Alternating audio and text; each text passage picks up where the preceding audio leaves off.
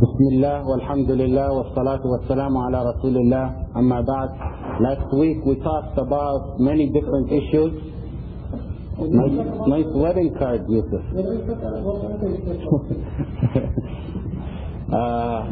The week before, I'm sorry. There's extra copies here if anyone wants them. The first issue we talked about is being mad or losing your temper, and we talked about the reasons behind it, and the most important thing that we studied was some of the cures for hot temper. Who can give me 2 or 3? We mentioned at least 8. Go ahead. Okay.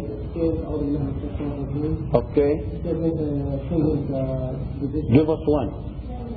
Laying down. What if you're laying down? What if you're standing up? What if you're sitting down?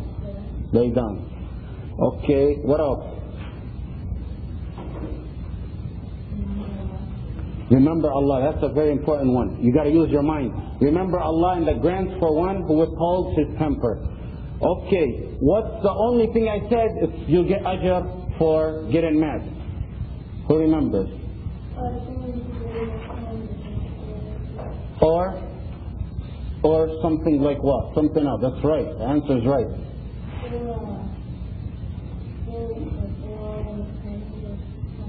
Exactly. Anything that concerns Islam, if you get mad for that, it's okay. However, you gotta know when to get mad. I mean, if there's a reason, the guy, you can give him da'wah, it's better to, cool your temper in you and give him da'wah, but you may be inside enraged in what happened. And I brought an example. Who remembers the example? Huh? What did he do? Why? Because he left the believers purchase the camp. Why? What was Harun's excuse? He didn't divide the ummah. Didn't want to divide the ummah. Jazakumullah khair. Okay, that's the summary of temper. The next one we talked about, who remembers? Oppression. And we mentioned a lot about oppression. I don't want to go over it again, but I mentioned the destiny of anyone, whether he's individual or whether it's a nation. The destiny, when you know his end is there, is when his transgression and oppression reaches a high limit. Like I mentioned this country. Why did it prosper when our countries, our Muslim countries, are among the weakest? Not only weakest, but lowest. We're called third world countries, our countries. This is a superpower. This is a rich country.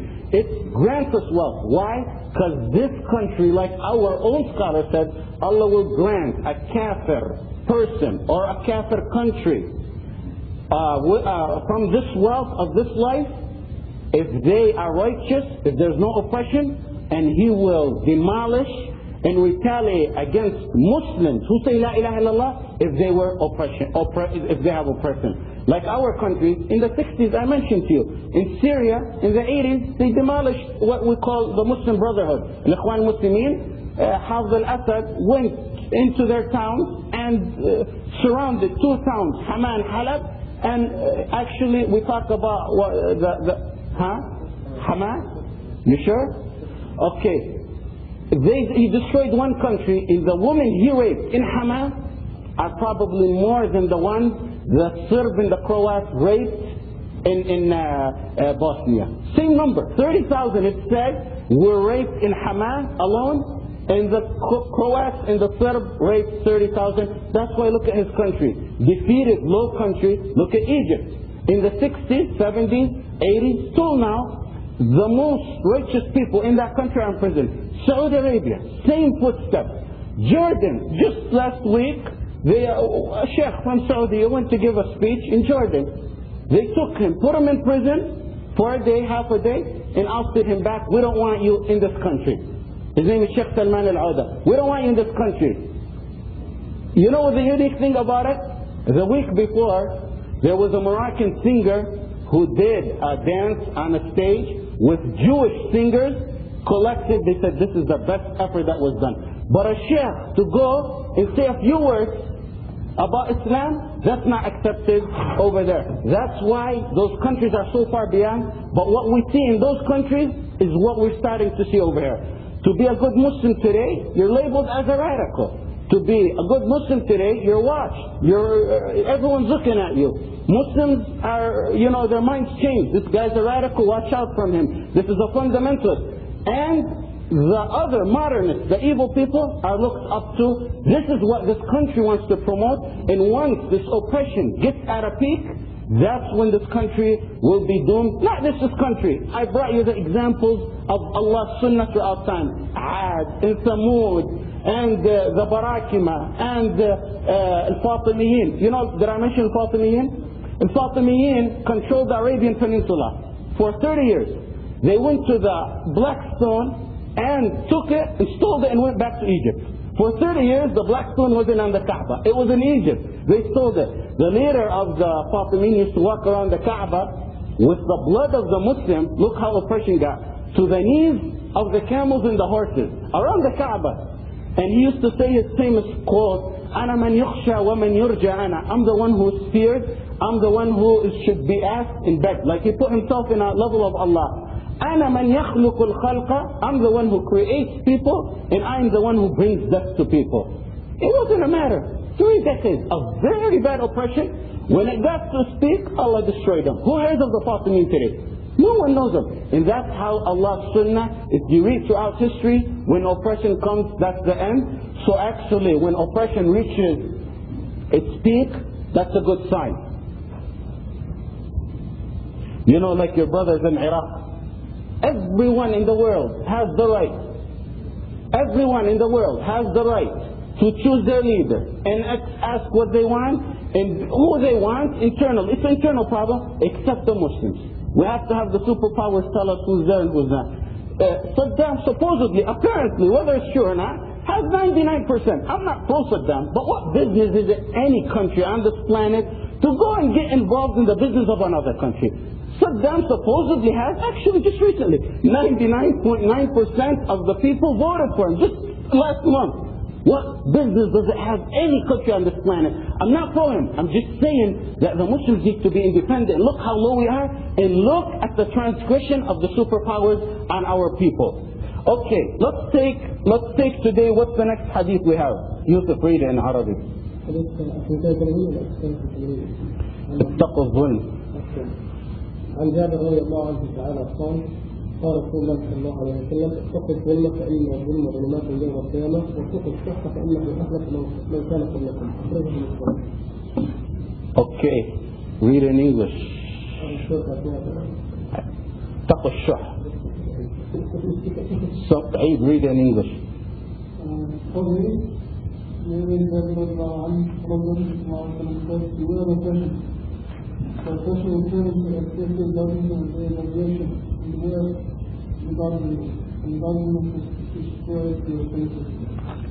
Okay, this first part of the hadith is just like the earlier part of the previous hadith that talks about zulm. We already talked about zulm and oppression as we talked in this introduction.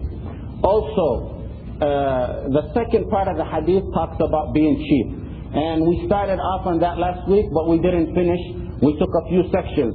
So if you would like to take notes, take good notes right now. Being cheap in Islam means to withhold wealth and don't give it. Withholding of wealth and not giving it. But it's not only withholding of wealth, as we're going to see in a minute. It's withholding of anything and not giving it. And there's two kinds. The first one is the ordained of Allah, like the zakat. 2.5%, you have to give it. If you don't give it, you're cheap. But there's also a second part of being cheap, and that is other norms of life. Like, you're a millionaire. Someone comes and asks you for $100. You're a millionaire. What's $100 going to affect you? You see today, millionaires, you go ask them $100, it's a big problem to them. This is being cheap. Who is the one to judge this? It's called the urf in Arabic. It's the urf of their time. Like if you go to a millionaire, you ask him for $100, I don't think anyone here, except Yusuf, will disagree that he's a cheap man. You give from your ice cream? I just joke around, but Yusuf, you know what he does? He goes at the door of the masjid, some of the masjids that I heard of, he didn't even tell me this, and he gives out free ice cream. So it'd be good if you get caught in the same masjid as Yusuf. Okay, this is the first thing. We know the meaning of being cheap. The second thing, being cheap is not only in wealth, it's in a lot of other things. The first thing, who remembers what we said? Who took notes last week? Were you? What is it? Give it to us in order so we'll get them all. Exactly. You got a position, and that position is something you could help other Muslims. You know, you're a dean of a university and someone needs a little bit of help in doing something. And you're being cheap in that position. You don't want to use that position to help your brothers. Second one. Yuman. Second one. Leisure time. You got leisure time? Just like Iskandar today. Iskandar today is not here from what I heard because he's helping a relative move from one house to another. So if someone went to Iskandar has nothing to do. He has leisure time. He says, come help me. His sister, his relative, come help me move. And he doesn't help him. This is being cheap in Islam. The next one. Knowledge. If someone comes and asks, and I said there's an A and B in knowledge. Someone comes and asks you, you can't say, I don't want to answer you. Or someone comes A, B, someone says, I have a question for you, and you have a great, vast amount of knowledge, and you say yes and no. That's not right. However, you could delay. I don't know if I remember, I said one time about Shaykh Muhammad al-Amin al-Shankiti. He's the one who authored Adwa al-Bayan. It's a 9-volume tafsir of the Qur'an, one of the best tafsirs of our time today. It's a 9-volume book. He was a teacher of my father in Islamic University in Medina. And during the finals, a student got up to him. He's an old man, very big scholar. And he started looking at the exam, the student, and asking the Shaykh, who's supposed to be watching so no one cheats. Said, I got a whole bunch of questions for you, Shaykh, in the middle of the finals. So the Shaykh was hesitant to answer. Then he began to tell him some of the hadith and the verses about not answering Islamic questions. So you know what happened? The student started asking and the Shaykh is answering. And he's writing down the answers for the exam. It's okay to delay it. I mean, that's taking it a bit too far, but it's okay to delay it. Say, you want the answers? Wait for me after class. I'll give you all the answers you want. Not in the exam itself. So being cheap in knowledge is a form of being cheap in life. Okay, what's the next one? Very important one. Life and soul. Being cheap with your life and soul. And that's like being martyrs. And I said being generous with your life and soul is the peak of generosity. Giving your wealth, a lot of people could do that. But giving your life for the sake of Allah is very hard. Like Arabic poet said. Do you remember the poem I said? يجود بالنفس. Does anyone remember it? يجود بالنفس إن ظن البخيل بها والجود بالنفس أغلى غاية الجود. You give your life in generosity for the sake of Allah, and giving your life for the sake of Allah is the peak kind of generosity there is. And then the last one is with wealth. And we're going to talk about this one. So the last one is being cheap with your wealth. Okay, the next part. These are what we mentioned now are the kinds of forms of being cheap in Islam. Okay, the next one is a category you should write that all forms of being cheap in Islam is looked down upon. All forms. Because Allah said in the Qur'an, the first verse, وَمَنْ يُوقَ شُحَّ نَفْسِهِ فَأُولَٰئِكَ هُمُ الْمُفْلِحُونَ. He who safeguards himself from being cheap is among those who will be successful. And I mentioned the hadith. Yuman, you want to say the hadith? Abu al-Hayyaj. Go ahead, Abdullah.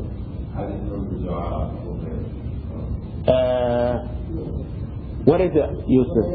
Somebody is making tawaf and he says that Allahumma khulika khalifun, and he asked him to just sit saying Allahumma khulika khalifun, just to everything he says. We found out that this person is not other than Allah. That's the dua you were going to mention, right? It's part of a long hadith. As you heard Yusuf say, he was walking around the Kaaba and all that man was saying, oh Allah safeguard me from being cheap. And he turned out to be Abu Hurairah. When he asked him, he said, if you safeguard yourself from being cheap, that's the key to all other sins after. Okay, the next deterrence from being cheap is Allahumma qini shahha nafsi.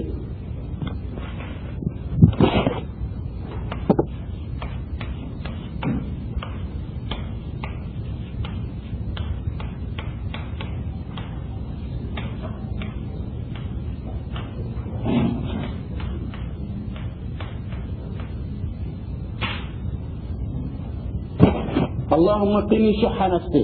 Okay, the next deterrence from being cheap is that it is a sign of the hypocrites. قد يعلم الله المعوقين منكم والقائلين لإخوانهم هلم إلينا ولا يأتون البأس إلا قليلا أشحة عليكم. Allah knows those who try to deter people from fighting and coming with you. And then the verses go on after they describe the hypocrites to say ashihatan alaykum, they're cheap upon you. When you read the tafsir, Al-Mawardi rahimahullah, when you read his tafsir, he says they were cheap with you, the hypocrites are cheap with you, with goodness, being good to you. They were cheap by not fighting with you. They were cheap by trying to take the booty of the army when they didn't fight with you, but they want to take the wealth rather than give it to you. And the fourth thing, they were cheap in giving for the sake of Allah, wealth for the sake of Allah to prepare the army. And there's many other verses, if you want to write them down, there's many other verses. Allah says, وَلَا تَحْسَبَنَّ الَّذِينَ يَبْخَلُونَ بِمَا آتَاهُمُ اللَّهُ مِنْ فَضْلِهِ هُوَ خَيْرًا لَهُمْ بل هو شر لهم. Don't think those who are cheap is good for them. It is bad for them. سيطوقون ما بخلوا به يوم القيامة. That which they are cheap with, Allah will surround them with it on the judgment day. The Prophet ﷺ said, 3 are among the most disastrous things for a person. ثلاث من المهلكات. The first one is being cheap. شح مطاع. The second one is هوى متبع. هوى متبع means I follow that which I desire. And the last one is إعجاب كل ذي رأي برأيه, meaning I have an opinion and this opinion contradicts Islam and I follow this opinion. Everyone follows their own opinion. Yusuf follows the opinion he desires without subjecting it to Islam. Go ahead. Yes, there is. You want to write in Arabic? ثلاث من المهلكات شح مطاع وهوى متبع وإعجاب كل ذي رأي برأيه. Okay. شح مطاع, being cheap, وهوى متبع, everyone follows the desires, and the third one is following the opinions, meaning there's Islam says something about this issue, I have my own opinion. And I say, here's the opinion, and I follow it just because my mind says. The middle one is following the desires. Okay, the reason, being cheap. The first one is being cheap.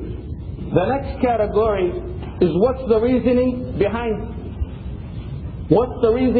being cheap? Does anyone know any reason? Could anyone give me any reason why some people may be cheap?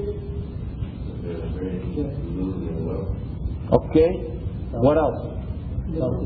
Selfishness. How does one become cheap? Is it one's fitrah? It's the surrounding, the family and the friends. Usually you find the son of, there's always of course people out of the norm. The son of someone who's cheap is going to be cheap because this is how he was raised. If all your friends are cheap, you're going to find, like when you go to a restaurant, and when we went with Iskandar, he wanted to pay for everyone. Other people started to say, we want to pay for everyone. However, you go in another setting, and everyone wants their own bill to pay for their own self, and probably want other people to pay. Some brothers go to Dearborn and call me just so I can pay for their dinner. None of them are here today though. None of them are here. I met some brothers, they said, we called you all day yesterday. This was Saturday. They said, we called you all day. I said, why? They were at the restaurant by your house. I said, why? They said, we wanted you to pay for our dinner. I got happy. I said, mashallah, I got great brothers that think of me. Okay, the next one is the love of this life and the fear of being poor.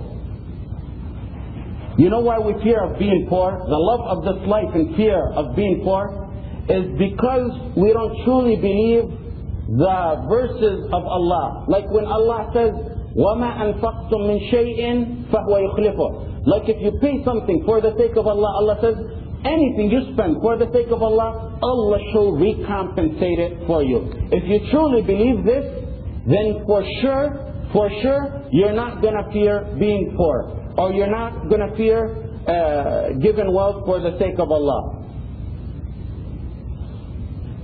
The third one, is disregarding yourself and not training it to be generous. Disregard of yourself and not training it to be generous. How is that? Usually, people are not born cheap, but if you have a cheap aspect in you, if you're cheap in something and you don't cure that disease is going to become more and more and more until it's going to kill you. The Prophet ﷺ says, لا يزال قلب الكبير شابا في اثنتين حب الدنيا وحب المال. I grow older. A lot of other people grow older as well. However, the Prophet ﷺ says your heart stays young in two things. What were they, human? Love of this life and love of wealth. The heart remains young in two things. You grow older, but the heart is always young. In the other hadith, the Prophet ﷺ says, يكبر ابن آدم ويكبر معه اثنتان حب الدنيا وحب العمر. You grow older, and two things grow older with you. It's like investing in them. It's the love of this life and the love of the wealth. So those are two things. If you don't have a jihad within your nafs for these things, they only become bigger and bigger and bigger to destroy you. Last thing that I wanted to mention that make one cheap is the desire for a lot of desires of this life. I want to be wealthy, I want a car, I want to go out to every Friday night, I want to go out with my friends. You love things in this life to the point they become rooted in your heart, and it changes where you don't love wealth for those desires, you begin to love wealth just for wealth. This is what happens. It starts like this. I love wealth so I can go and have fun, so I can buy a car, so I can buy a house. If you don't cure this disease early, it becomes more and more and more to the point you love wealth, not for those other things, but for wealth in itself. And this is usually what happens. A lot of like the Palestinians. Hey, why don't you tell us about the Ramones? Everyone wants to compare their checking account. I have 50,000 in my account, and he wants to compare. He has 50,000. Wallah, he has 2 houses, I have 1 house. And this is the comparison. It becomes wealth for wealth if you don't cure this disease. Who can give me the next category? Hey, Sa'id, what are the categories we talked about so far? The first one, we gave a definition of being cheap. The second one, second category.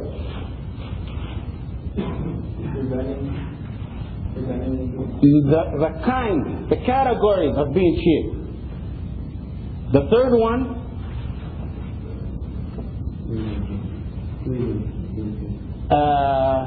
the first one is the definition. The second one is the categories of being cheap. The third one is how Allah denounced being cheap in the Qur'an and the Sunnah. The fourth one is the reasons for being cheap. Take good notes.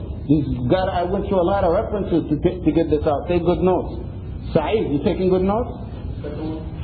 The first one is the definition of being cheap. The second one is the categories of being cheap. The third one is how Islam in the Qur'an and the Sunnah look down upon those who are cheap. And the fourth one is the reasons for being cheap. The fifth one we're going to do right now is the effects of being cheap. The fifth one, the effect of being cheap is number one, that it makes you fall into sins. Being cheap makes you fall into sins. How? When you become cheap to a point that wealth is your goal, you're going to rob, you're going to cheat, you're going to scam, you're going to kill people for it. And that's exactly what the Prophet ﷺ said in this hadith, or in a narration of this hadith. He said, beware of being cheap, because it has destroyed people prior to you. They killed other people and transgressed against their boundaries. All of this because they were being cheap. Just like today. Why do people rob? Why do people kill? It's because wealth becomes their goal. Accumulating wealth is their goal, and they don't look to anything other than that. And this is the reason that wealth leads to sins. Second of all, it's destructive to your nerves. If your goal in this life is to have money, and most of the people around you are a bit richer, all you're doing is destroying your nerves. In Arabic it's called al-qalaq al-nafsi. All you think about is the other people. How much he made, how much I made. You know, one time I went to a car dealer, to those auctions, car auctions. This was about 4 or 5 years ago. And we came back, and I was a guest in his house. It was out of state. And he couldn't go to sleep. What's wrong? He can't go to sleep. You know what the problem is? In the auction, one of his competitions took a car that he won. He bought about 15 cars. One of those cars of his competition took it. He says, Wallahi, I can't sleep today.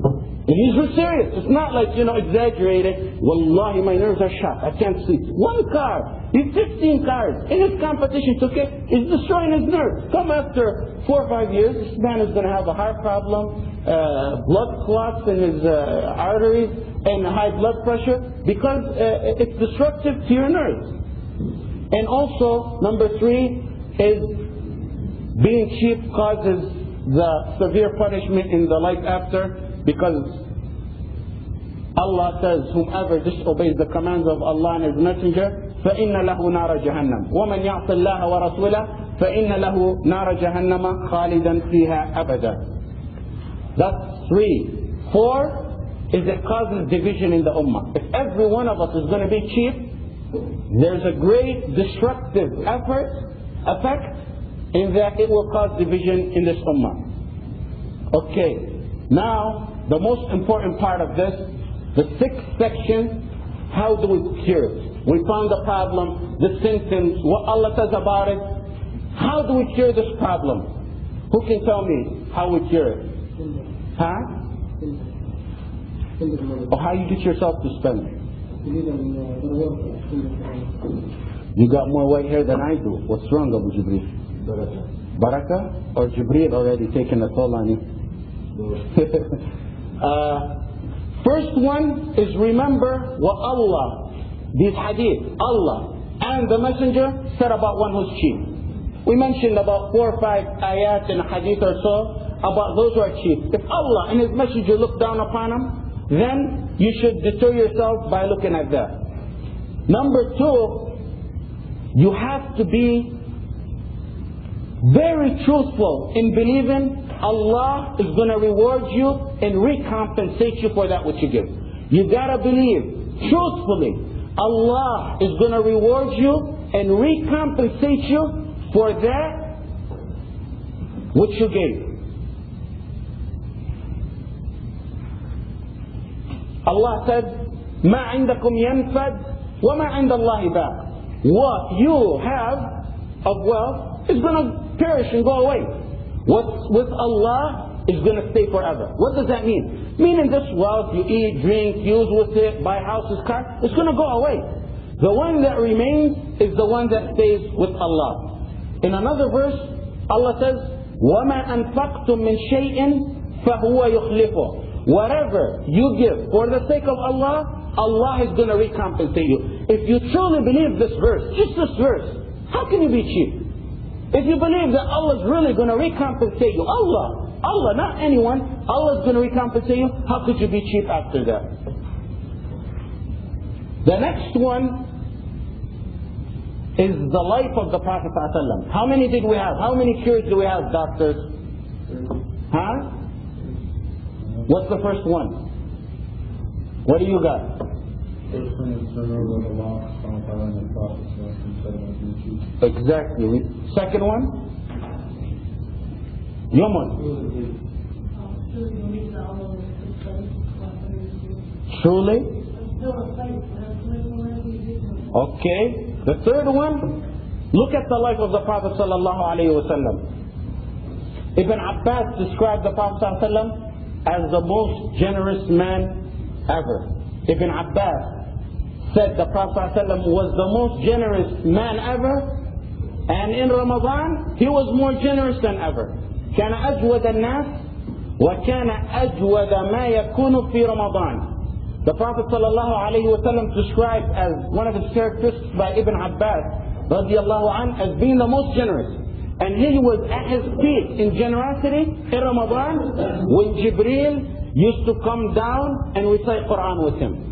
Ibn al-Qayyim, when he mentions this, he says one of the reasons he was at his peak in generosity in Ramadan is because there was intensive recitation of Qur'an by the Prophet ﷺ more than the regular days. He was always generous, but in Ramadan he was more generous. Why? Because the Qur'an, recitation of the Qur'an, Ibn Qayyim comes up with the conclusion that recitation of the Qur'an helps you in being generous. In another hadith, the Prophet ﷺ, all this is under the life of the Prophet ﷺ. So you put A, B, the Prophet ﷺ was described by Jabir as never being asked for anything where he said no to. I mean, that's generosity. Imagine that. Never being asked for anything where he said no to. Number 3, still under the life of the Prophet Muhammad sallallahu alaihi wasallam, is one time he sacrificed a sheep and he cut it up and prepared it and left. When he came back, he asked Aisha, "What did you give away?" Because it was Aisha's job to give away. She said, "We gave away everything but the shoulder of the sheep, part of it, the shoulder, illa al-katif." The Prophet ﷺ says, "We have everything except the shoulder." Who knows why he said that? Why did he say that? You're going to eat the shoulder. It's gone. I just told you. مَا عِنْدَكُمْ يَنْفَدْ وَمَا عِنْدَ اللَّهِ بَاقٍ. What you have is going to disperse. I just told you the verse. What's with Allah is going to last.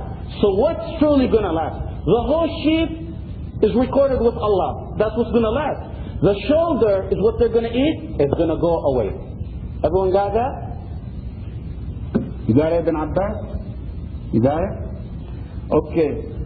The next one, still under the Prophet's life, is a story by Hakim ibn Hizam radiallahu anhu. Hakim ibn Hizam was shopping in the market and he seen a very nice what you call today a abaya. You wear over your regular clothing. And he went and bought that. He asked, "Who's this for?"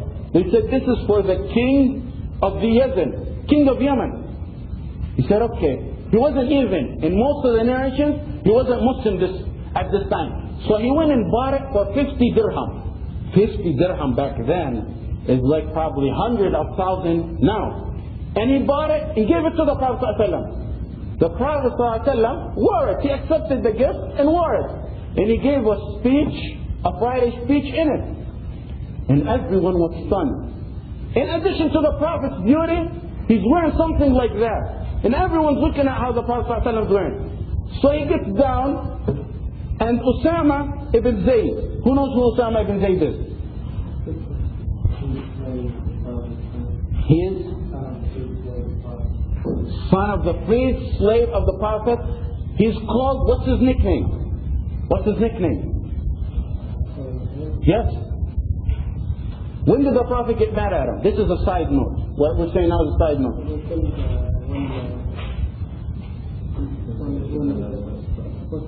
And what else? What else? He did something else. أتشفع? Exactly. His name, his nickname, Usama bin Zayd, memorize this. Usama bin Zayd is called the love of the Prophet Muhammad sallallahu alaihi wasallam, of the young men. The Prophet sallallahu alaihi wasallam never had young children. You know that the Prophet sallallahu alaihi wasallam used to change his diapers as a little boy, Usama bin Zayd, because he loved his father as well. You know the story behind Zayd. What's the story behind Zayd? Zayd ibn Muhammad. And then what happened? The verses of Surah Al-Ahzab. Who gave him to the Prophet sallallahu alaihi wasallam? Who gifted him to the Prophet? Khadija gave him as a... See, if you attend the seminar, you would know some of this stuff. Zayd was a man, a boy, he was stolen. He was in a tribe, and he was stolen. And they brought him to Mecca, and they sold him. So his father kept looking all over. Where's Zayd? Where's Zayd? He had been given to Khadija, or Khadija bought him, radiallahu anha, and Khadija gave him as a gift to the Prophet ﷺ. The Prophet ﷺ loved him so much he freed him and called him Zayd ibn Muhammad, Zayd the son of Muhammad. So his father came and looked at the manners of the Prophet ﷺ. And the Prophet, he found him with the Prophet Muhammad ﷺ. He said, I want to buy him back. This is my son, and he wasn't a slave of a war or anything. He was kidnapped and sold over here. So the Prophet ﷺ said, I give you a better deal than that. Just ask him. If he wants to go back with you, he's free to go for nothing. And if he wants to stay with me, he got to... Said, you know, which the father of Zayd said, what you said is justice. He never imagined that he's going to be accepted as being a slave over going back to his family and relatives. So he asked him, who do you want to stay with? Said, Wallahi, I'd never choose anyone over this man. And he stayed with the Prophet Muhammad sallallahu alayhi wa sallam. How old was he? A young boy, I'm not sure, probably a teenager or something. He stayed with the... No, he was not Muslim. His father was not Muslim. He went to the Prophet Muhammad sallallahu alaihi wasallam, and this is, at this point, when he seen this, he said, I'm going to call you Zayd ibn Muhammad. And then, of course, later in Islam abolished that. So, he got married, Zayd, and he had a son named Usama.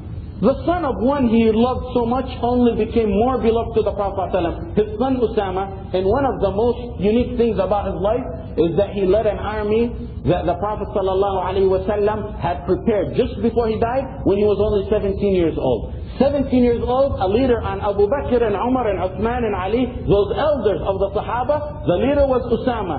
And then, you know, when the Prophet died, Abu Bakr used to call him our master, the master. The Prophet ﷺ died and left in charge of us. In fact, the Abu Bakr used to talk to him walking. Back then this was disrespectful, but in honor of him, Abu Bakr, the Khalifa, used to walk to him talking about how the army is going to go. He's walking on the floor and Usama is on the camel. Every time Usama tried to get down, he said, you stay up there. The Prophet ﷺ left you in charge of us. You stay up there where you belong. Then there was a feud. The Sahaba said, he's too young. He can't lead us. He's too young. Abu Bakr said, Wallahi, I will not change someone the Prophet ﷺ left in charge of us. So this is Usama bin Zayd. Usama bin Zayd, one of his characteristics, this is not to put him down or anything, was ugly. He's ugly. In Siyar A'lam al-Nubala al-Zahabi, his facial features were not that good. So he comes, and he's also an ex-slave, son of an ex-slave. So he comes to the Prophet ﷺ with that nice abaya that was for the king of Yemen, and says, oh Prophet, I want that. And imagine what? You know, if he told me that, the abaya was wearing in the wedding, I'd never give that to anyone. So don't even think about it. So he comes to the Prophet ﷺ with in asking for that. The Prophet ﷺ on the spot takes it off and puts it on Usama. So he's walking in the market and showing off with it. He's showing off. Never seen something like this before. So Hakim ibn Hizam seen him, and Hakim ibn Hizam tells him, who gave you that? Hakim knows he's still not a Muslim. Who gave you that? I bought that for the Prophet ﷺ. And he's looking to Usama as though, how could you wear something like that? You're the son of a slave. You're a young boy, you're ugly. How could you wear something like this? So he said to him, as soon as Usama seen how he was looking, he said, Wallahi, I'm better than the king of Yemen. Wallahi, my mother is better than the king of Yemen. And Wallahi, my father is better than the king of Yemen. We say, Ashhadu an la ilaha illallah wa anna Muhammad Rasulullah, and he doesn't say that. And this is how, Usama knew the significance of la ilaha illallah and how proud he was with it. But the point of it, who wants to give me the point of this long story? Generous to the point, he gave a abaya that was for the king of Yemen on the spot. And one of the unique things, well, we'll get to that in a minute, about Ibn Taymiyyah and how he used to do. So now one of the cures is to look at these kind of stories and don't forget them now. We said the story, don't forget it. Keep it reviving in your mind. When someone asks you for something, when you're out doing something, when you want to give for da'wah, sometimes you have to take someone out for dinner for da'wah, sometimes you have to buy gifts for someone for da'wah. Revive these stories in your mind, and that's how, inshallah, one can overcome being cheap. Prophet ﷺ, who wants to repeat it? Sa'id. Under the Prophet ﷺ, we mentioned 4 things. The first one. Most generous person in okay, next number 2. Yeah, but the Prophet said yes to all requests that when we ask for people. You got it? Whatever something is asked. Jabir described the Prophet as never saying no to anything he was asked about. Okay, number 3 and 4, quick, real quick. Yusuf.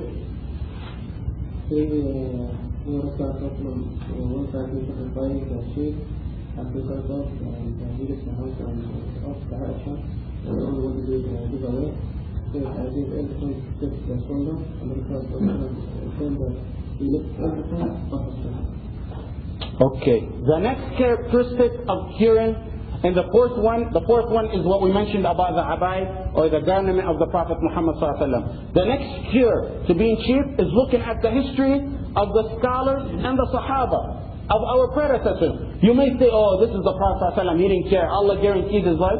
Okay, look at the history of some of the Sahaba.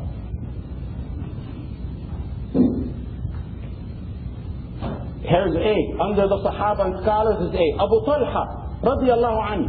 He hears the verse, لَن تَنَالُوا الْبِرَّ حَتَّى تُنْفِقُوا مِمَّا تُحِبُّونَ. What's bir?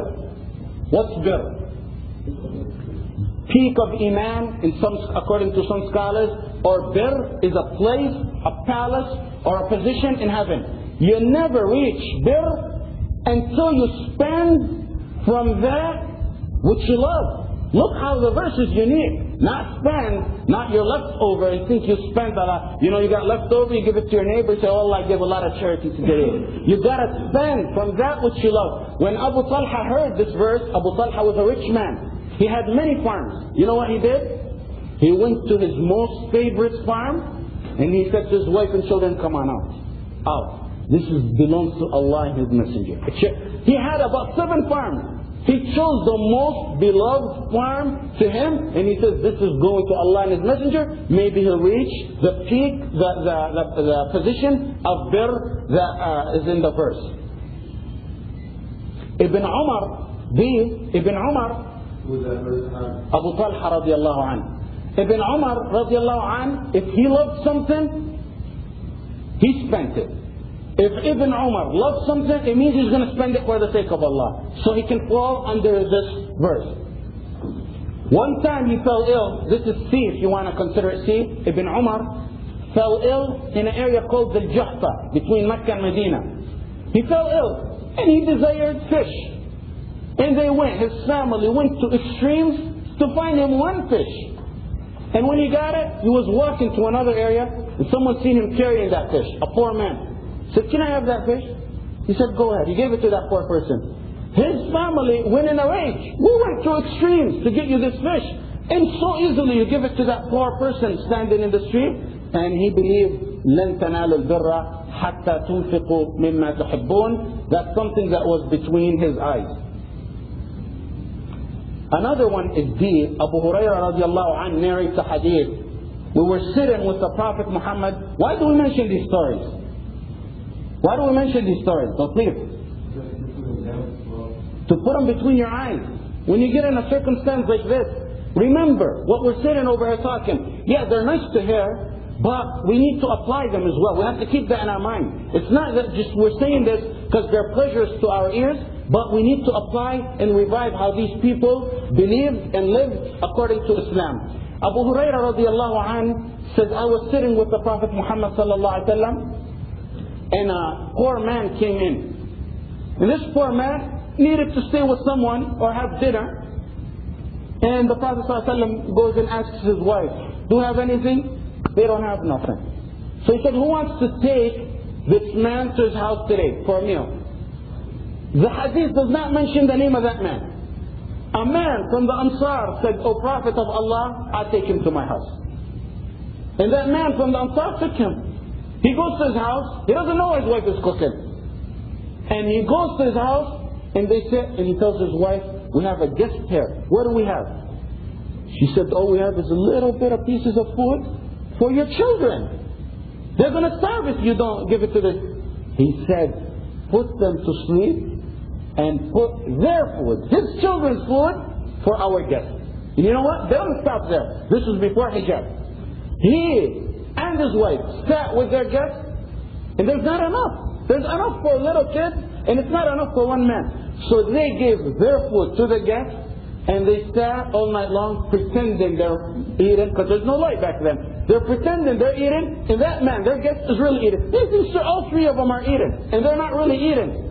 The only one who's eating is him. He wakes up the next morning, and he goes to the Prophet ﷺ. No one knows nothing. And actually, this shows you the ikhlas that we're going to talk about. The next hadith after this. No one knows nothing. Umar and Abu Bakr in Sahih al-Tirmidhi have the competition always. This is E, I think. What number is this, Sa'id?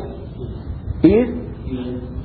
Umar and Abu Hurairah, Umar and Abu Bakr in Sunan al-Tirmidhi always had a competition. Who's going to spend more?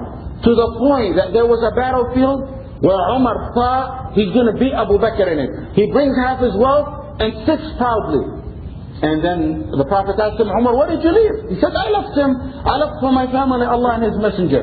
Abu Bakr comes with all his wealth, and he says, the Prophet says to him, remember what he said? I don't know if I mentioned it here before. The Prophet says, what did you leave for your family, Abu Bakr? He said, I left them Allah and His Messenger. Meaning nothing. So this is how they were generous. The next one is how generous they were and committed to each other in the Battle of Yarmouk. In the Battle of Yarmouk, there was 3 wounded people next to each other. Ikrimah ibn Abi Jahl. The second one is Suhail ibn Amr. And the third one is Al-Harith ibn Hashim. Al-Harith ibn Hisham. These 3 people were wounded next to each other. And then the people nursing them, go to Ikrimah and offer him water. And Ikrimah hears the moaning of the man next to him. He goes, go to Suhail. And they go to Suhail. Suhail hears the moaning of the man next to him, Al-Harith. They go to Al-Harith. And Al-Harith hears the moaning of Ikrimah. When they got back to Ikrimah with water, Ikrimah was dead. They went to the next. The second was dead. They went to the third was dead. Look how generous they were, even if it meant that their soul is going to depart. Had they drank, probably would have lived. However, they were more generous to each other, even if it meant on the account that some of them or one of them is going to die. Uthman radiallahu anh, what was he most famous for? In generosity. Come on. This is your 4th Khalifa. A 3rd. He did something. What did he do? Huh? For which battle? Remember? Al-Usra. Jaysh al-Usra. The Prophet gets up on the speech ladder and he's collecting donations. And Uthman gets up and says, 100 camels from me, fully equipped, fully everything, the weapon, the saddle, everything for 100 camels is on me. So the Prophet gets happy, he smiles. He says, he sits down. The Prophet ﷺ continues on asking, who wants to donate more? Uthman gets up and says, 300 camels, 300 more camels on me, with all the equipment they need. The Prophet ﷺ gets down from the ladder, because he's done with it. Uthman took care of an entire army. That's like saying, I'm going to take an army to liberate the Palestine. There's an army in Palestine, I take upon myself to give them, fund them, until they liberate Palestine. 300 camels, not something easy. And he did that, radiallahu anhu. The Prophet ﷺ walked down from the speech ladder and says, مَا ضَرَّ عُثْمَانَ مَا فَعَلَ بَعْدَ الْيَوْمِ. It's not going to be, Uthman, whatever he does after the day is not going to harm him. Meaning, you know what? He did something that Allah forgave all his sins with. Nothing after he does after that day is going to harm him at all. This is how the Sahaba were generous. There's many more examples. I'll stop here. These are enough examples for you. Let's take the next hadith. And by the way, don't say I'm poor, I don't have enough money. You know, you spending now is probably better for you spending than when you're rich. Because if you have $2 in your checking account, and I have $2 million in my checking account, in order for me to be equivalent to you, I gotta pay the 1 million. If you pay half, I gotta pay 1 million, and you gotta pay $1 for us to be equivalent. Allah doesn't say, oh, he paid 1 million, that means he's better than that one who paid $1. The Prophet ﷺ said, رُبَّ دِرْهَمْ سَبَقَ أَلْفَ دِرْهَمْ. $1 $1 could precede and be better than 1,000 dirham. How could it? Just like I told you, when I have 2 million, $1 is nothing. When you have $2, $1 is half of your wealth. When I have 2 million, I have to spend half my wealth. Keep that in mind. Never think, oh, what's this going to do? What's this 50 cents? What's this? Maybe in this life you may look down upon it. But to Allah, you gave half your wealth. That's going to be recorded in Allah's book as half your wealth, 1/4 of your wealth, 1/3, whatever it may be. So sometimes it's better to be poor and give for the sake of Allah. Okay, the next hadith. قال رسول الله صلى الله عليه وسلم إن أشرف ما أخاف عليكم الشرك الأكبر الرياء خرج أحمد الشيخ. Okay, read in English, read. محمود رضي الله عنه قال الرسول صلى الله عليه وسلم كما كان يوصي به لبلاغه الشيخ وشولاء البيت. We're talking here about, now we're shifting topics. We talked in the last one, should we stop here or continue? Guys, continue?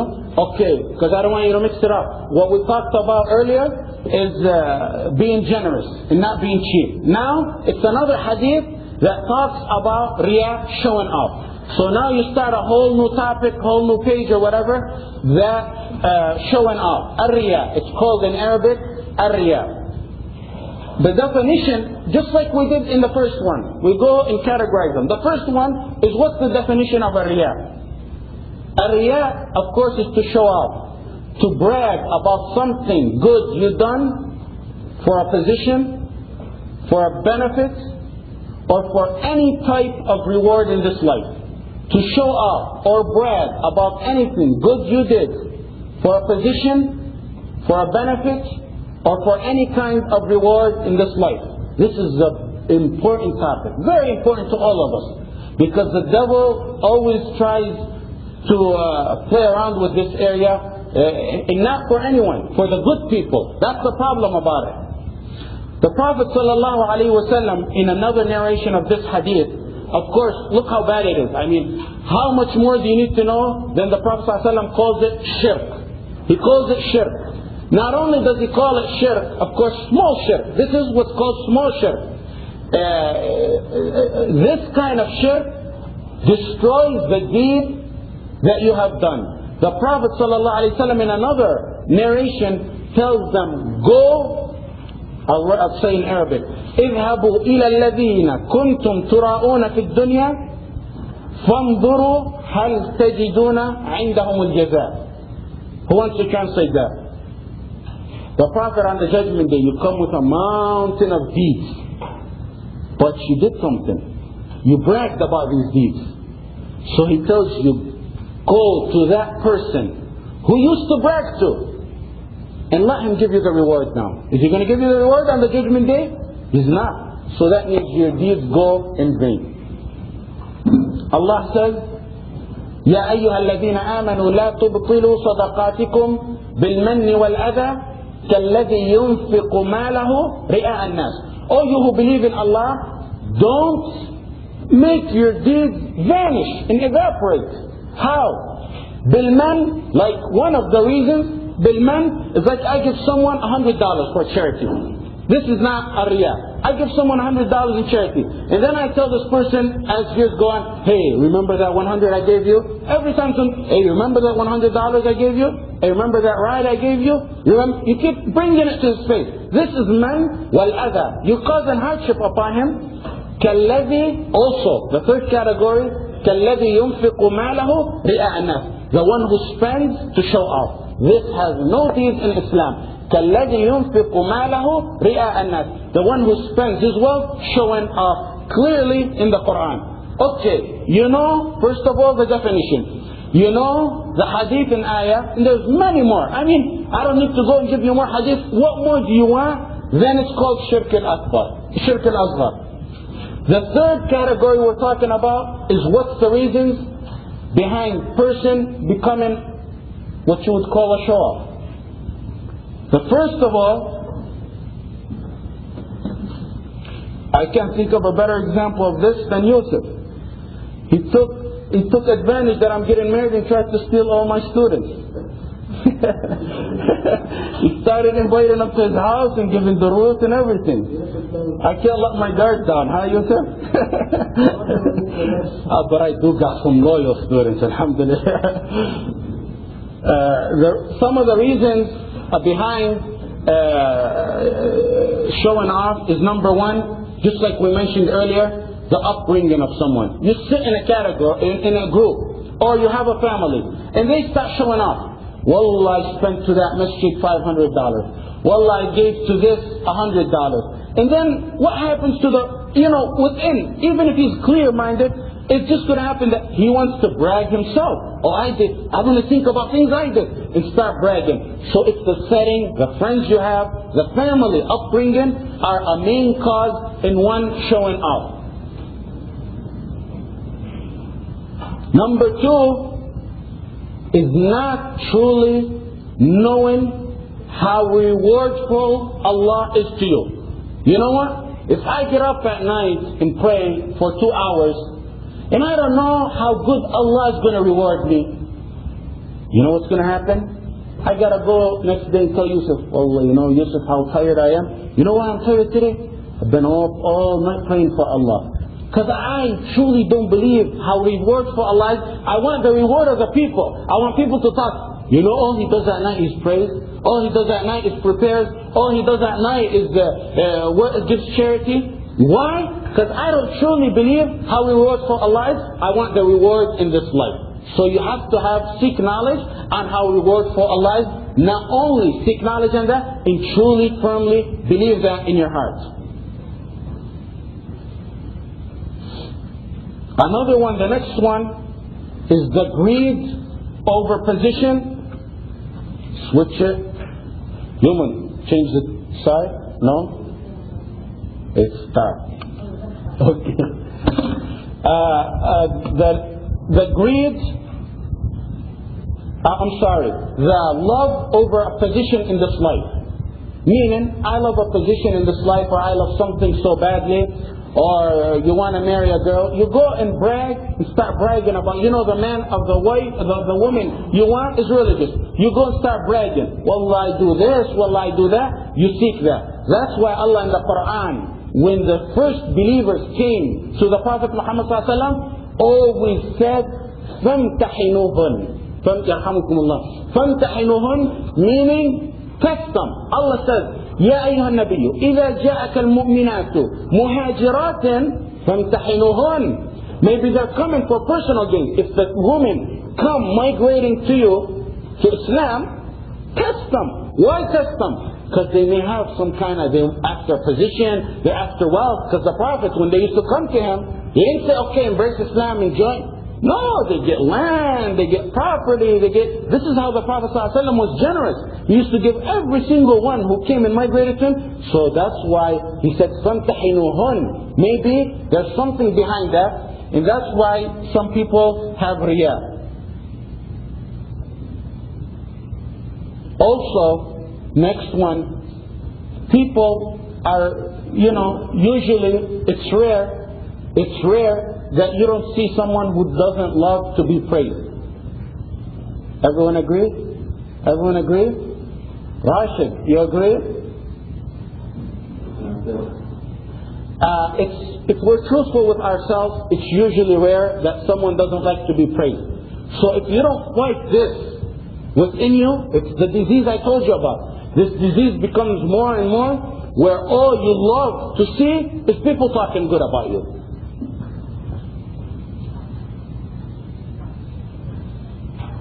There's many other reasons. I think this is, this gives you a general idea. What are the symptoms of this disease? The next one is the symptoms. One of the symptoms, you guys got the categories. First of all, we got the definition of it. Second of all, we got some verse and hadith to aid this hadith we're studying. Third of all, the reasons behind riyah. Fourth of all is symptoms. Aid.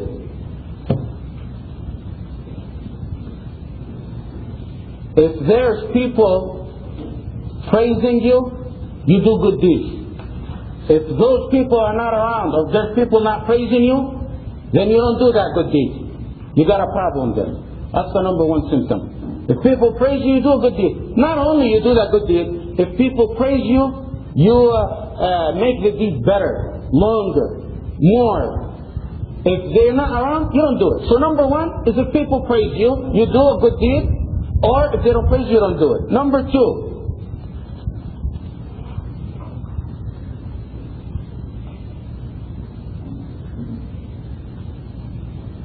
is if people are around, you do good deeds. If people are not around, you don't do good deeds. What's the difference between the first and the second? What is it? You give praise. In the second one? They're around you. First of all, praise. Second one is people around you to see your good deed. Third one, these are all symptoms. We got to see the symptom of the disease to cure it. The third symptom of this disease is if you are in public, you don't commit sins. If you're alone, you commit sins. You got a big problem over there as well. The Prophet ﷺ said in authentic hadith, there are people who come on the judgment day with a mountain of deeds, like the mountains of Tuhama, white. It's huge mountains, I don't know where they're located, but it's described as huge mountains, white. They come with equivalent to those mountains with deeds. Allah disperses all those deeds. They come on the judgment day, they think I have a lot of deeds. Why does He disperse them? Can anyone say? لأنهم إذا خلوا بمحارم الله انتهكوها. If they're alone by themselves, they do the sins. Always. This is consistently. Meaning, you're by yourself and you committed a sin once out of the blue. It's not like someone who continuously did it. Someone who continuously does that is a sign Allah is going to vanish all his deeds. Not only that, it's a symptom of riyah. Because in public, you're one face, and behind the scenes, you're another face. This is the definition of riyah. These are the three main symptoms that you have riyah, or that we have riyah, that we need to cure them. Okay. The next category. What category is this now? 4? 5? 5. The effect of riyah. I'm going to make it simple. The effect of riyah is number one, that deed that you think you did, that's it. You get no reward for it. Allah said in the Qur'an, فَمَنْ كَانَ يَرْجُو لِقَاءَ رَبِّهِ فَلْيَعْمَلْ عَمَلًا صَالِحًا وَلَا يُشْرِكْ بِعِبَادَةِ رَبِّهِ أَحَدًا. وَلَا يُشْرِكْ بعبادة ربي أحدا. Shirk in this morning. Who wants to seek Allah's forgiveness and reward, let him not commit shirk in his deed. Shirk in this verse, according to most of the interpreters, is the shirk of the riyah. وعنت الوجوه للحي القيوم وقد خاب من حمل ظلما. Allah is describing a scene on the judgment day where everyone's eyes are staring in terror, and Allah says, woe to those who carry dhulm. Dhulm in this verse is riyah. If you look at the tafsir of dhulm in this verse, it's riyah. Seeking popularity, telling other people, seeking the praise of other people. وَقَدِمْنَا إِلَى مَا عَمِلُوا مِنْ عَمَلٍ فَجَعَلْنَاهُ هَبَاءً مَنْثُورًا. We come to all their deeds and what they've done, and we take it like ashes you blow into. You take all their deeds. Who are they? According to this verse, it's two categories of people. The kafir have deeds. Non-Muslim have deeds. Build hospitals, do. So what Allah does, their deeds become like ashes, gone away. You don't get nothing. Gonna fly in hellfire. The kafir. And the second one, who is meant in this verse, according to the Mufassirin, is a Muslim who seeks praise for deeds he's done. That deed is going to become like ashes you blow into. Number two. So the first one is that deed is going to be gone. You don't get no reward for that deed. The second effect is the punishment, the severe punishment for those with riyah on the judgment day.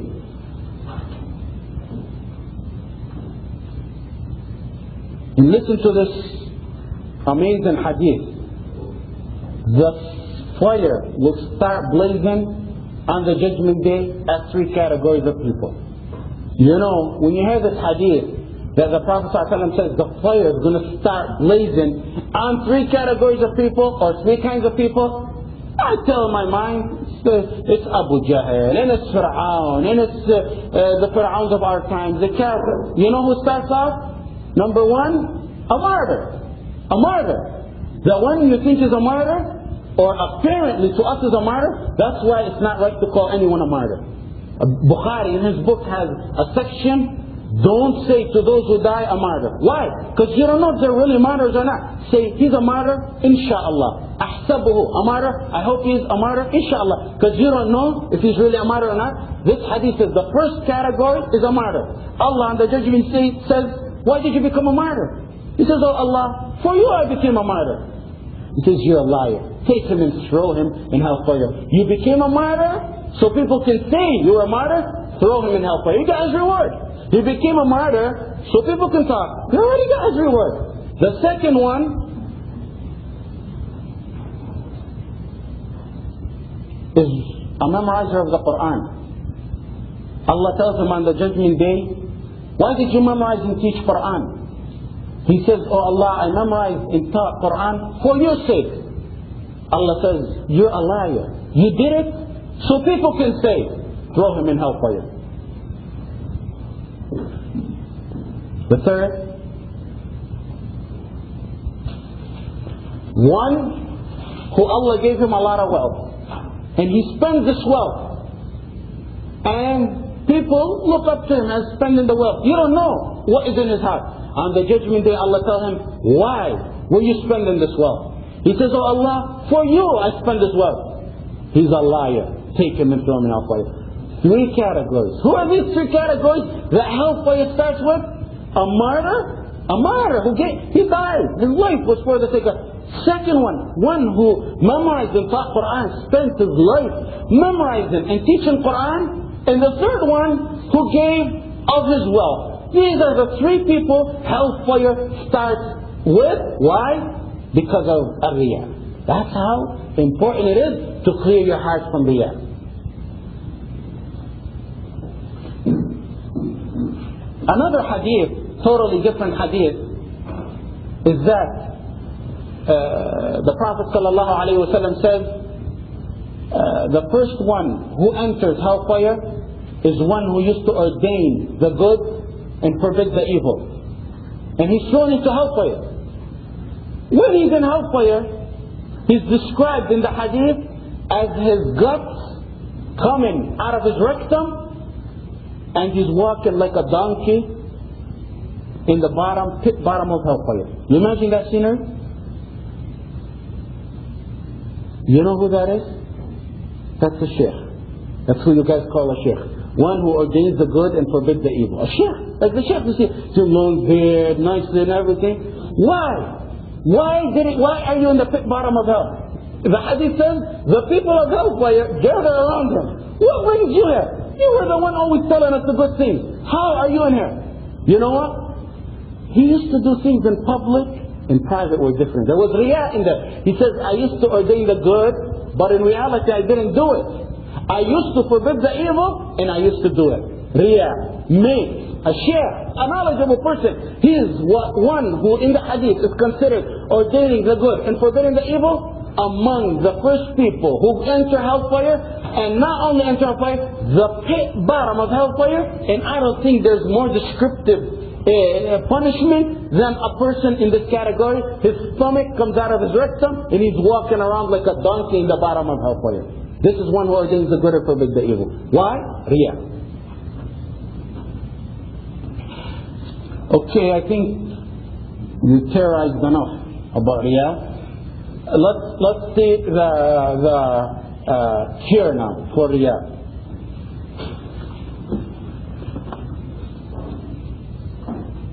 Or before that, let me give you, before the cure, let's make it organized, the kinds of riyah. How many kinds of riyah? First of all, the kinds of riyah is the one who does a good deed, but he doesn't want it from Allah. The reason he did that good deed was to seek popularity, to seek name, or anything of the worldly. His intention when he got up, for example, someone got up to pray 2 rak'ahs, and his 100% in his heart, he didn't do that for the sake of Allah. He just did it to impress someone in the masjid. Of course, this is the worst kind. Like the San'ani says, this is the worst kind of riyah there is. The second kind of riyah is the one where he did the good deed for the sake of a worldly cause, but a small percentage of it is for the sake of Allah. This is just like the first category. Among the worst kind of riyah there is.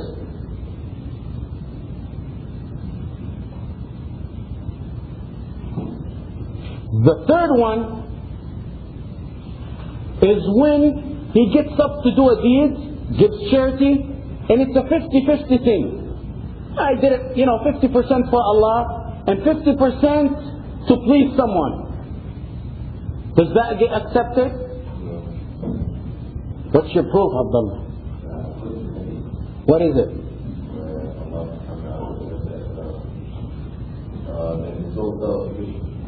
إن الله لا يقبل من العمل. This is disputed. Of course, like you said, the deed is not accepted.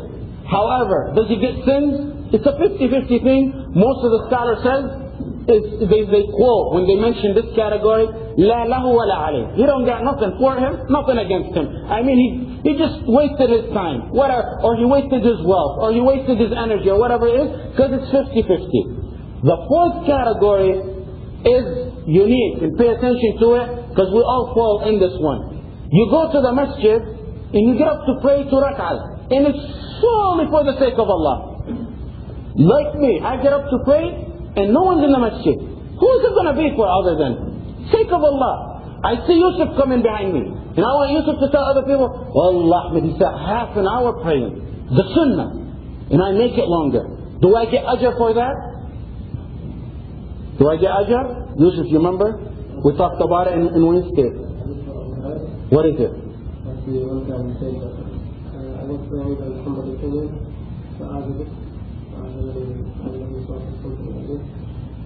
فعجبني حالي. This kind of category is disputed. However, the right thing about it is, you started for the sake of Allah. Your niyyah was for the sake of Allah. However, you stayed an hour. You get ajr for the original, the principle. But you don't get ajr for what you expanded on. Meaning, you were going to give 100, but you see someone, you give 1,000. The 100 was for the sake of Allah, but because you see someone else, you were going to give 1,000. Allah's not going to make all your deeds vanish. He's going to make the 900 vanish, but the 100 that was originally for the sake of Allah, going to stay there. Just like the prayer, because there's a hadith on this, where Abu Hurairah said someone walked in upon him while he was praying, and he liked the setting he was in. And the Prophet ﷺ did not disapprove that. Okay, these are the 4 kinds of riyah. Okay, let's go now to the cure of riyah. The first cure of the riyah is to know, the consequence of riyah in the Qur'an and in the hadith. Like we mentioned, you got thrown in hellfire for it. The deed you think is a deed ends up becoming a sin. The deed doesn't get accepted. The least is the deed doesn't get accepted. So when you think of the consequence of the riyah, that in itself is a cure.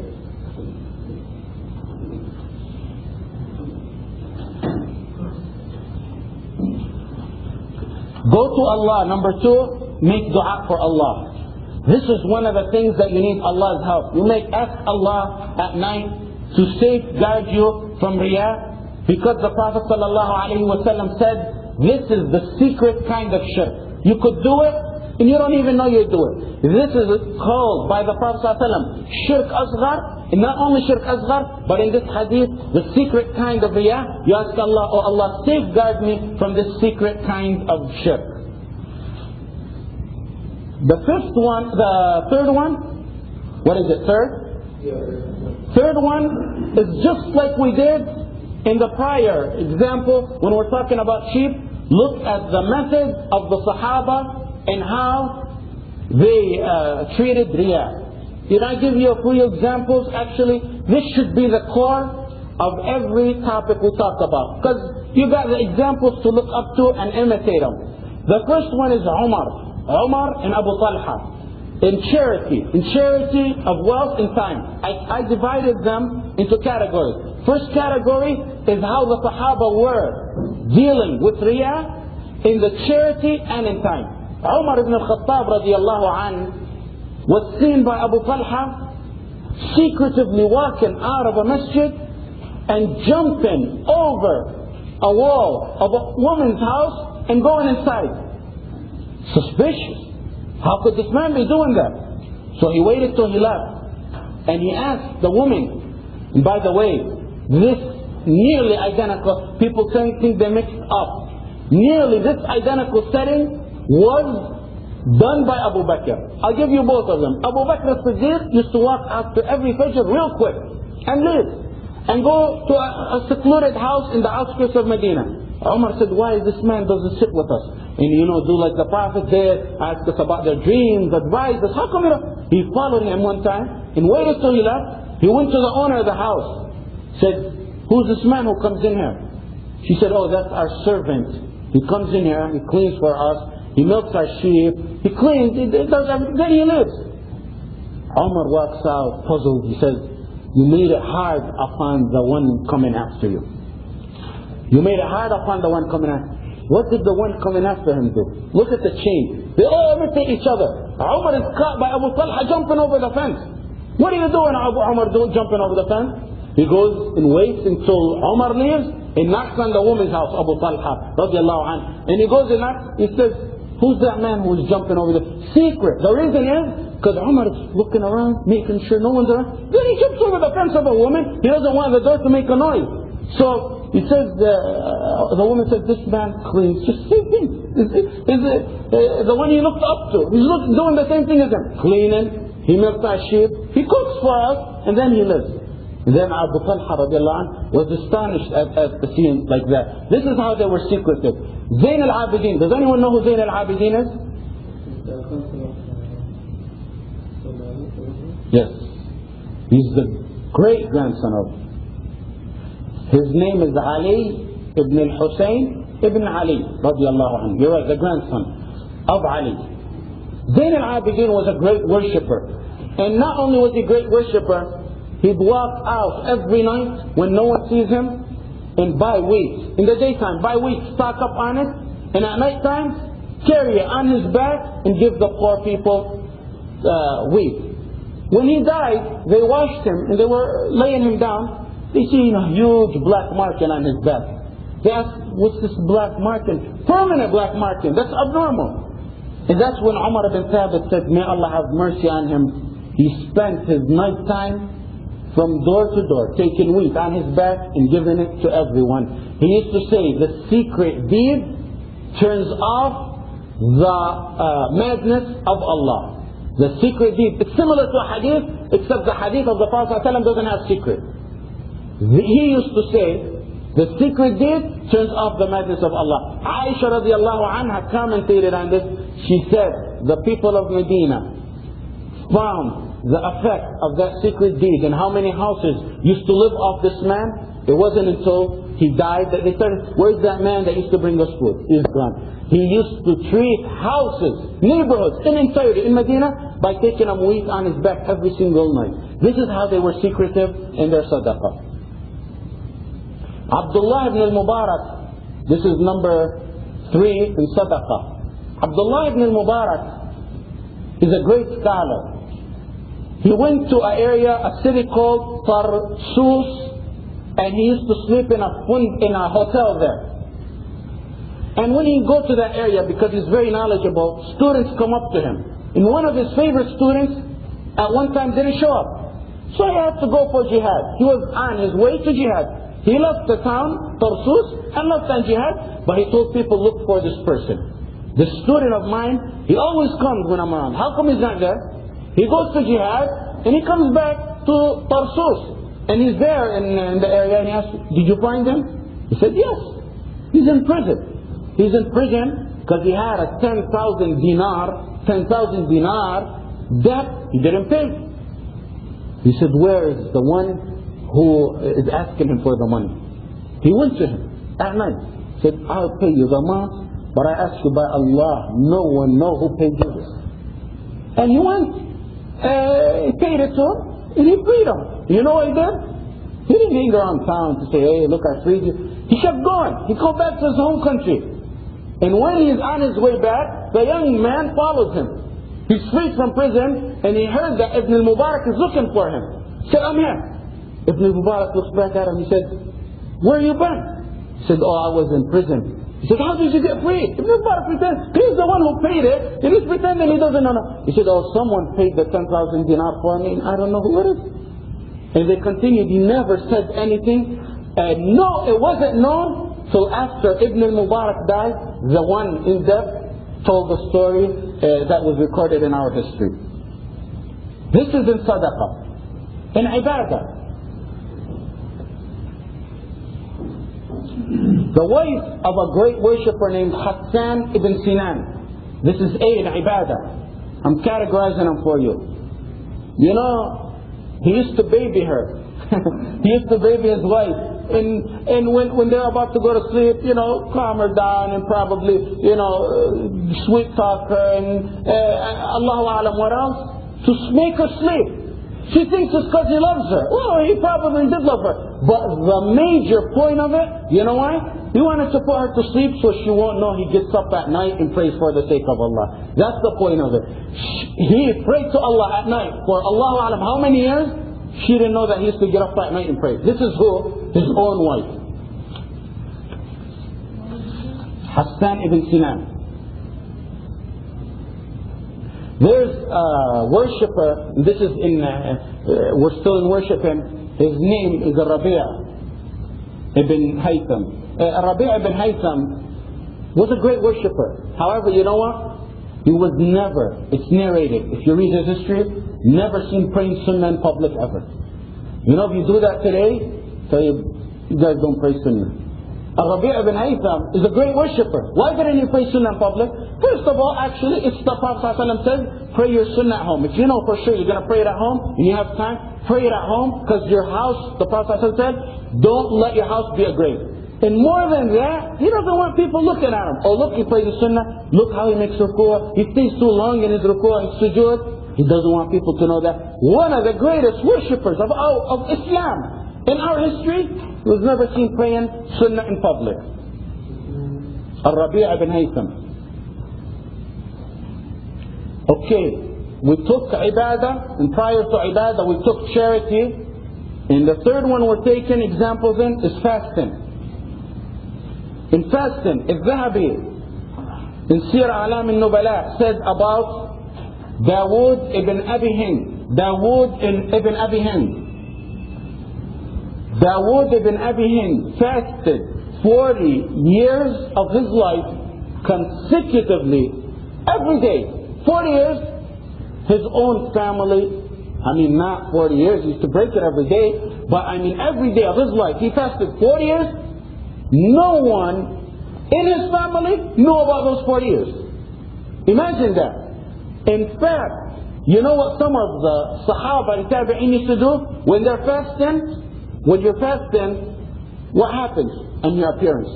Especially if you're in a hot country, not in the winters we have. You know, I remember in Saudi when we fasted like about 10, 15 years ago or so, it was so hot, people died of it.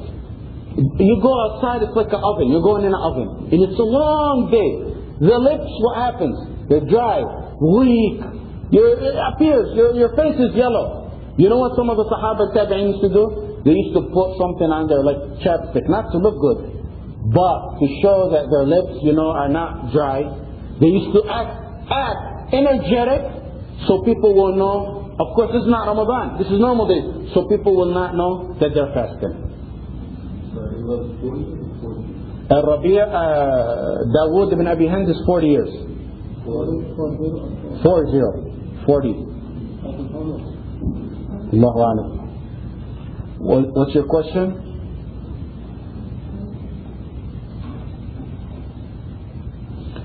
In recitation of Qur'an, the next one. Take examples in recitation of the Qur'an. We go back to Al-Rabi' ibn Haytham. Same man. His wife said, when he was reciting Qur'an, and someone came to him and seen him reciting Qur'an, you know what he would do? Back then they had the Qur'an of pages. He'd take the pages and cover it under his abaya, so no one will know that he was reciting Qur'an.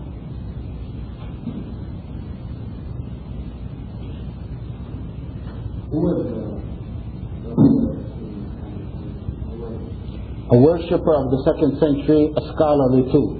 Scholar and a worshipper. We got a lot of good people that are not related to people, popular people. Okay, the next one is in crying. Ibn al-Jawzi rahimahullah in a book called Sifat al-Safwa. Does anyone know what Sifat al-Safwa is? Does anyone, what is it? Does anyone know what Sir Alam al-Nubala is? You know the stories we mentioned to you, that's where they're from. Sifat al-Safwa and Sir Alam al-Nubala is by Zahabi.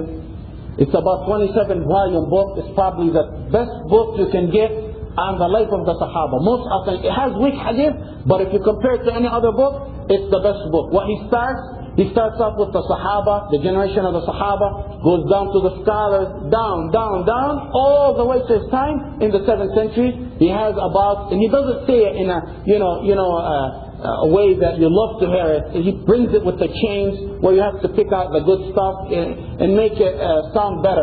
Because his point was to bring only the authentic stuff about the scholars. Sifat al-Safwa is almost similar, a bit shorter, but by Ibn al-Jawzi. Ibn al-Jawzi says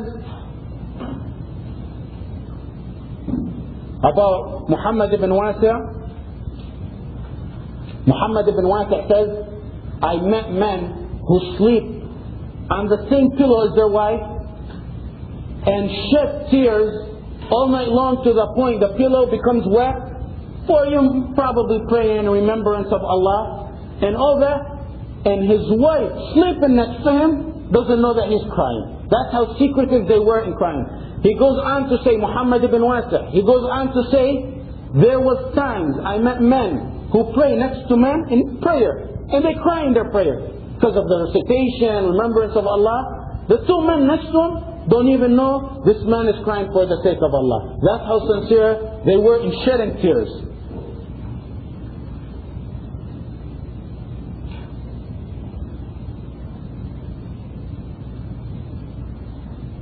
الذهبي in Sir A'lam al-Nubala says, Ayyub al-Sikhtiyani, a very famous scholar, when a setting, and he was given a talk, and in that talk, he was about to start crying. Actually cried. You know what he did? If they can't, look at the history of them. If they can hide it, they hide it. They don't want people to see the tear. Say, Wallah, look, you know, Wallah, he cried so much in Taraweeh. Wallah, he made dua and he cried so much. If they can hide it, they hide it. If they can't hide it, you know what Ayyub al-Sikhtiyani did? He said, he's about to cry. He said, boy, I have a bad cold. As the tears were coming out, said, I have a bad cold. He passed it out as being a cold he has and not tears coming from his eyes. Okay, I'll give you one last before we end this. And this one I mentioned to you before, but I mentioned half of it before. Do you remember I mentioned the story by Muhammad ibn al-Munkadir, and I mentioned it here when I was talking about the acceptance of dua. I said Muhammad ibn al-Munkadir used to have a pole in the masjid where he laid his back on always. And the people of Medina went through a hardship, a very hardship of drought. And days and years went by without any rain coming down. So the people made dua al-istisqa, special prayer just to bring down rain. And the people of Medina, I told you, are usually the most pious people of all time. No rain. And said, Muhammad ibn Qadr said, I'm sitting in the masjid like I always do every night. And a black man walks in. He got nothing on his top body. He's just got a izar around him. And he sits, he looks around the masjid, makes sure no one's watching, and he prays 2 rak'ahs. And he asks Allah, he raises his hands, he asks Allah, oh Allah, you know the people of Medina, no one knows this black man's name. We know the history of Muhammad ibn al-Muqaddar, a very famous scholar. We don't know who that black man is. He raises his hands to Allah, he says, oh Allah, the people of Medina made dua for you. And you didn't accept them. Oh Allah, shower us with rain. Muhammad ibn al-Muqaddar said, this man must be crazy. All the people of Medina, the scholars, the leaders, the pious people, himself made dua. It's not gonna, this black man thinks Allah's gonna bring down rain. He said it the second time. Oh Allah, the people of Medina. He said it the third time, and it began thundering and showering us with rain. He said, you know what he did? I stopped tearing the first time, because this is what concerned us about dua. But the continuation of it, he said he continued to thank Allah and thank Allah and thank Allah until just before Fajr. You know what he did? He went out of the masjid, and then he walked in with the crowd. Why? Why? So no one will say this man's been here all night long making dua and prayer. He's looking in the beginning, make sure no one sees him. And then, when the crowds are coming in, prior to Fajr, he walks out of the masjid secretively, and then walks in, and Muhammad ibn al-Qadr is following him. Then he prays the Fajr, and he walks and watches his house, and notices where his house is. And just keeps that in mind. The second night, the same thing. He makes dua, and thanks Allah, and prays to Allah. And just before Fajr, he gets out and walks outside and walks in with the crowd. Like he just got in the masjid. Why? He doesn't want no one to know about his worship. In the third night, Muhammad ibn Qadr said the same thing. So I said, I'm going to go to his house. And he went to his house in the morning. He said, Muhammad ibn Qadr, have a seat. You know what his job was? Guess what his job was? He makes the khuf, shoe man. He makes shoes. Shoes. We look down upon him in this life. Black. He doesn't have nothing to wear in this life. He's black. He doesn't have nothing to wear in this life. He's a shoe man. But to Allah, all of Medina made dua, didn't accept it. This man who we don't know his name in history, Allah accepted his dua. So he goes to his house. He sits with us.